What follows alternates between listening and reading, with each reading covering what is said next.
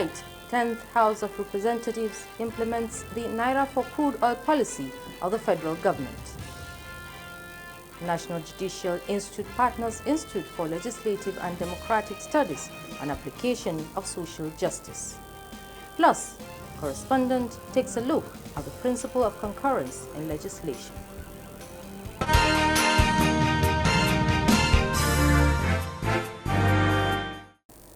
Good evening and welcome to Parliamentary News. I am Amina Said. The 10th House of Representatives is working in synergy with the executive for the actualization of the renewed hope agenda of President Tinubu's led administration as it affects repositioning the economy. This resonated at the inaugural meeting of the House of Representatives Ad Hoc Committee on the implementation and oversight of the Naira for crude oil policy. National Assembly correspondent Mohammed Rabiu Ali reports.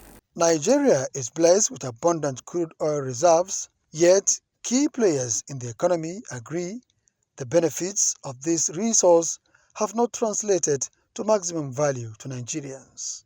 This inaugural meeting of the Ad Hoc Committee is to highlight areas of responsibility, examining the visibility and potential impact of the Naira for crude oil policy, engage with stakeholders across government, the oil and gas industry, financial institutions, and international partners. A thorough examination of each framework will enable the committee to determine whether the policy is achieving its intended objectives, identify any gaps in its implementation, and highlight areas where adjustments may be required. The shift, if properly structured, will not only boost confidence in Naira, but also reduce pressure on our foreign reserves, stimulate domestic economic activities, and enhance Nigeria's sovereignty over its resources. It's not been easy. From the marginal fields we get, we pay in dollar. Our sales, more than 70% is in Naira. You go to the market to source. At the end of the day, are you really in business? You know, it's not everybody that can muster and continue to still be afloat. A key area of interest to DAPMAN while you're doing your work is the cost build-up, the actual costs at which refineries receive the crude oil that is being sold in the country, because this is a key factor in what the man at the pump gets the price of the fuel that he's buying. It is expected that the committee will provide a workable recommendations and report back to the plenary for considerations. From the National Assembly, Mohammed Rabiu Ali, NTA News. Still on legislative matters, a coalition of women with disabilities has applauded the leadership of the 10th National Assembly for explicitly including women with disabilities in the ongoing reserved seat for women bill, describing it as a landmark towards inclusive governance and true democracy in Nigeria.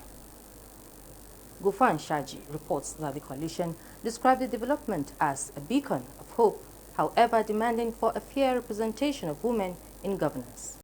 The inclusion of women with disabilities should be prioritized. We are asking for 37 seats. For House of Representatives, we are asking for another 37. Then for the Houses of State Assemblies, we are asking for 108 in a total of 182 seats. And out of these 182 seats, we are asking for 5% for persons with disabilities, especially women with disabilities who are triple jeopardized. They noted that although women constitute more than 50% of Nigeria's population, they currently have only 5% representation in the National Assembly. In Nigeria's National Assembly, a bill is never truly born until two chambers agree, a principle called concurrence. It is the heartbeat of lawmaking in a bicameral legislature. Ignatius Onko in this report takes a look at this parliamentary practice and its implication in representative government. In a bicameral legislature, as in Nigeria's National Assembly, the making of law is never a solitary act.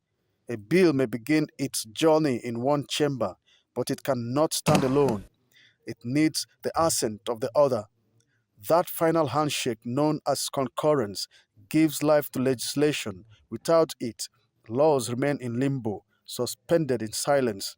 No one arm of the National Assembly should be able to pass any bill into law or make any bill into law without concurrent approval from the other arm. Therefore, I believe that will add more value, more weight, and more representation of the Nigerian people. Concurrence is often described as democracy's guardrail. It slows the rush, insists on scrutiny, and compels a broader debate. It ensures that voices from the noisy markets to the remote villages find reflection in the nation's laws. Specifically, when there is concurrence between the two chambers, it's to avoid any ambiguity. That's to ensure agreement on the bill. But there are critics. They see it as a brake on progress, a stumbling block that risks duplication, even rivalry between the two chambers. In a situation where the bicameral is costing more, taking more time, taking more resources, and probably being less productive. I feel the bicameral nature sometimes really makes passage of laws cumbersome. People can be represented with just the House of Representatives. For citizens, concurrence feels like delay, another pause in the machinery of governance. Yet, democracy is rarely swift.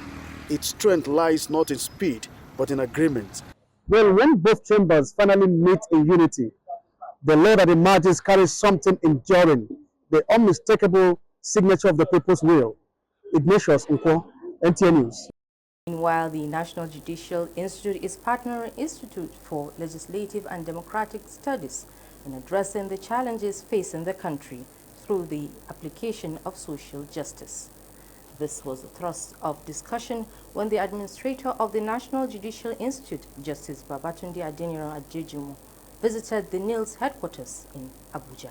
Muhammad Rabiu Ali reports.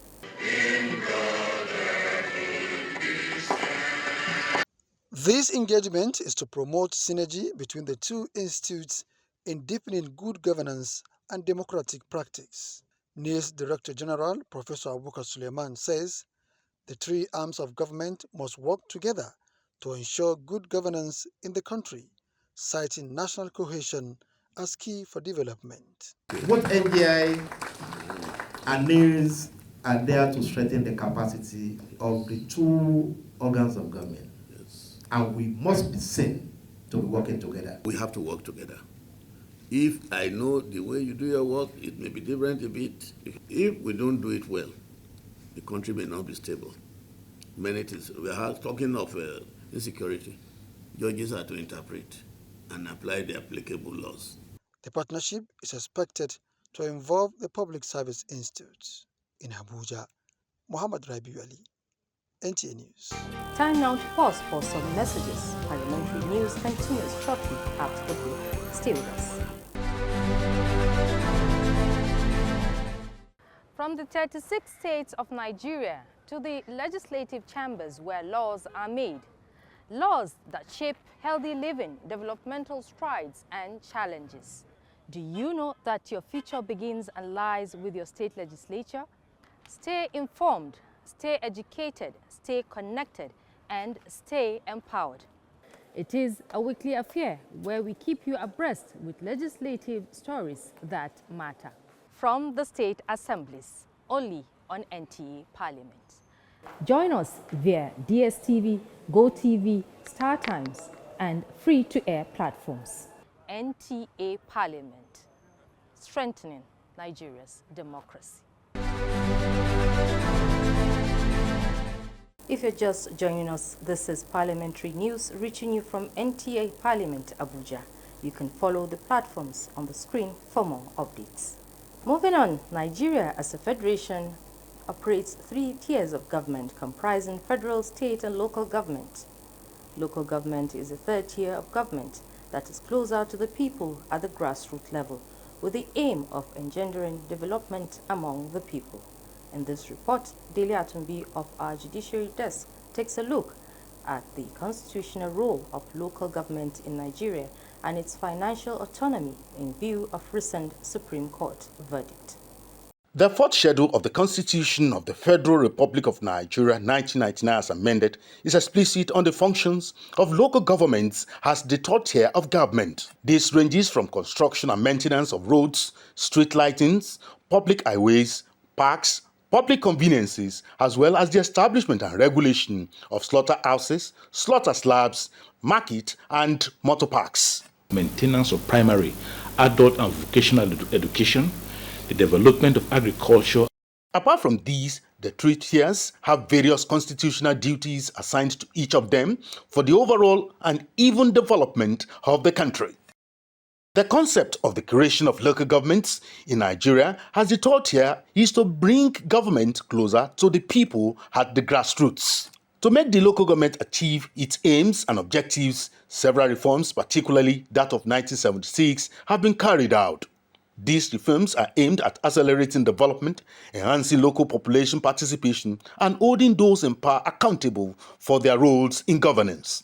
Under the 1979 Constitution, funds meant for existing local government as at that time came directly to the accounts of the third tier of government from the Federation account. Yes, 1976 reforms were introduced by General Olusegun Obasanjo, promulgated local government reforms through the guidelines on local government administration.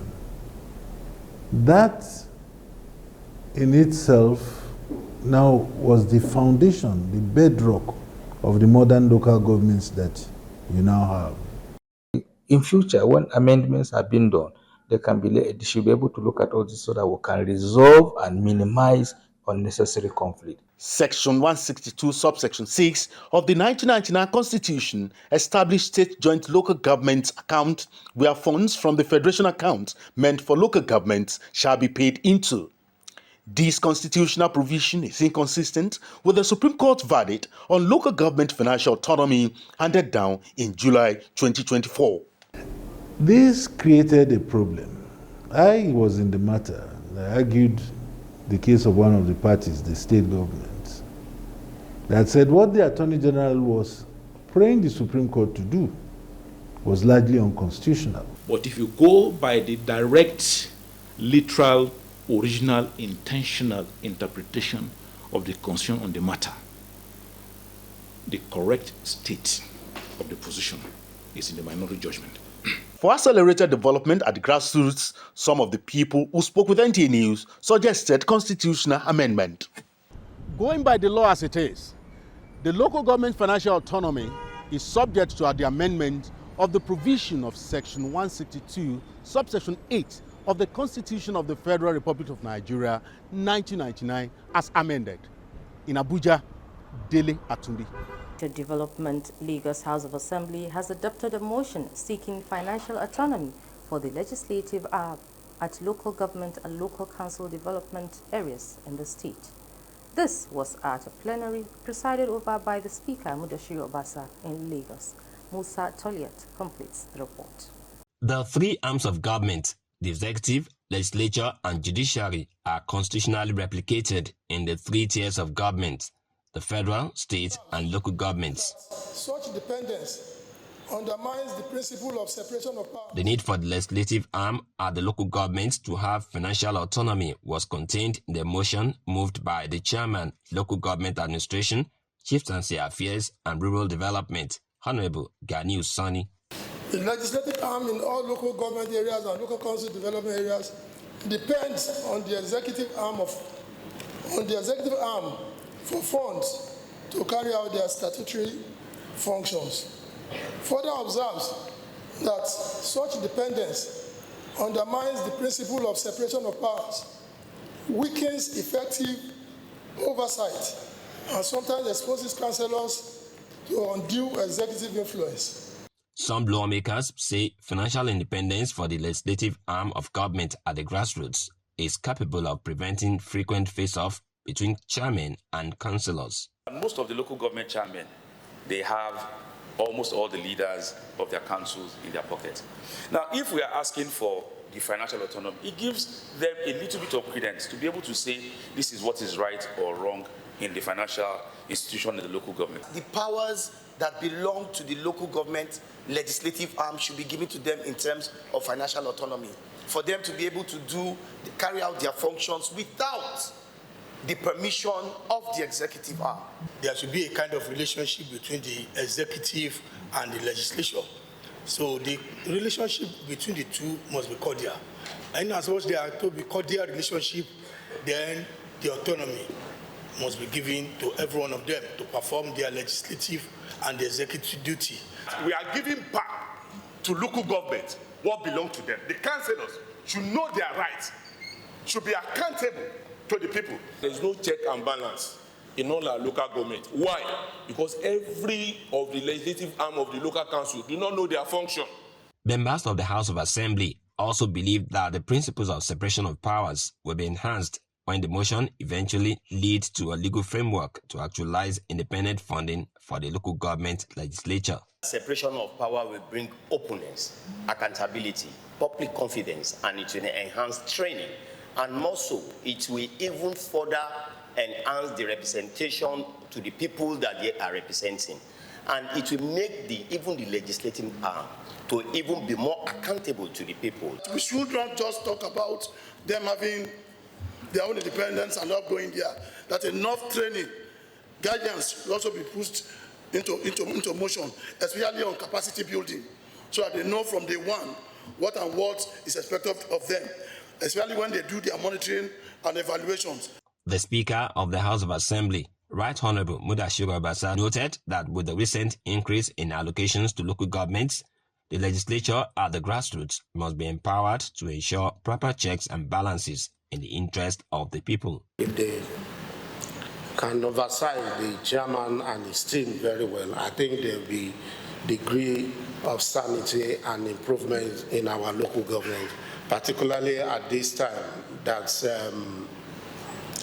the federal government has increased allocations to our local government. So we must see the impact of such increments, and this is the only way to go about it. And it's also a reminder for us too to look at the local government administration law so that we can amend and make this process, a law beyond the resolution. The House resolves to call on Lagos State Governor Babajide Sanwo-Olu to mandate the Commissioner, Ministry of Local Government, Chieftaincy Affairs and Rural Development to prioritize regular training and capacity building for councillors on financial management, budgeting processes, and legislative best practices. In Lagos, Musa Toliat, NTA News. In an effort to transform campaign manifestos into reality, Kano State House of Assembly has passed the Kano State Supplementary Appropriation Bill 2025. The bill, when signed into law, will be the highest budget figure in Kano State, amounting to almost ₦1 trillion for the execution of various developmental projects across the state. Samira Hamis Shira has more. Less than 4 months to the end of the 2025 fiscal year, all hands are on deck to ensure various developmental projects are executed in different parts of the state. This informed the swift response of the Kano Assembly in passing the State Supplementary Appropriation Bill 2025.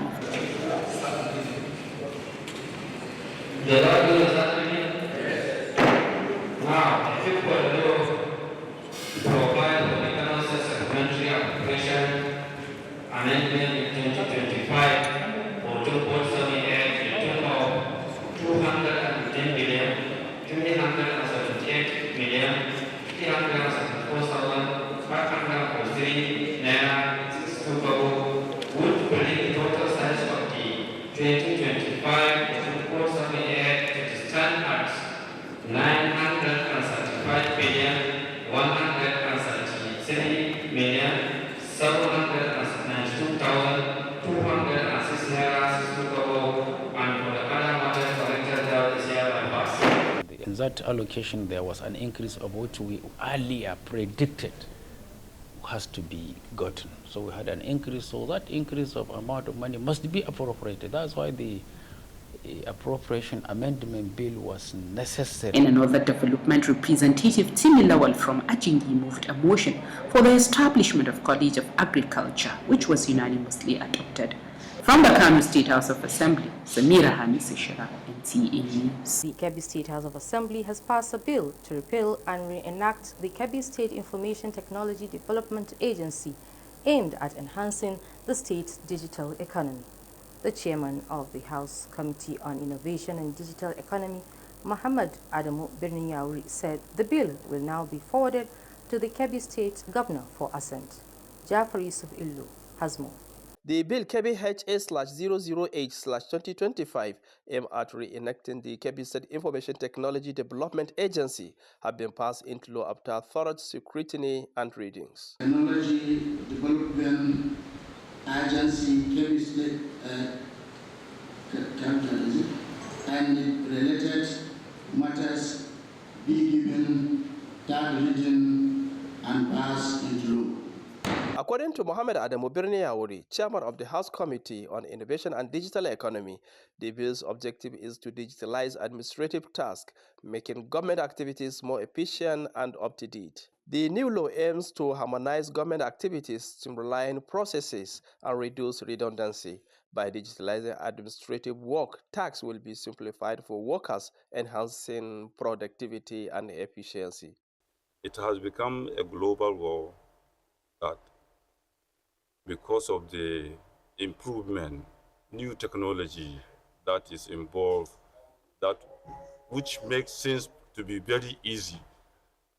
The use of the board will make things very easy in the state. Even the administration will be checkmate through technological innovation. The passage of the bill into law is expected to promote digital economic growth, improve governance, and enhance the overall development of Kebbi State information technology sector. In Birnin Kebbi, Jafar Isubilo, NTA News. Barely a week after lifting emergency rule in Rivers State, residents are expressing their views on the return of Governor Fubara and members of the State House of Assembly. Some of them, who commended President Tinubu for the intervention, are calling for synergy between the executive and legislative arms in order to drive development in the state. Osinachi Samuel reports. The ambience across Port Harcourt's metropolis is one of excitement and high expectations as residents anticipate the resumption of suspended projects which they believe will boost the state's economy and improve their daily lives. I want the House of Assembly to collaborate very, very well with the governor. And because there is no way he can perform without the cooperation of the House of Assembly. Then going forward, the governor has to quickly look at all of the projects that have been slowed down, especially the Port Harcourt Ring Road. What I will advise is that both the executive and the legislature should have learned their lessons. After all, we are one family. And then if there are differences, such differences could be resolved. It's a give and take situation, all in the best interests of the Rivers State.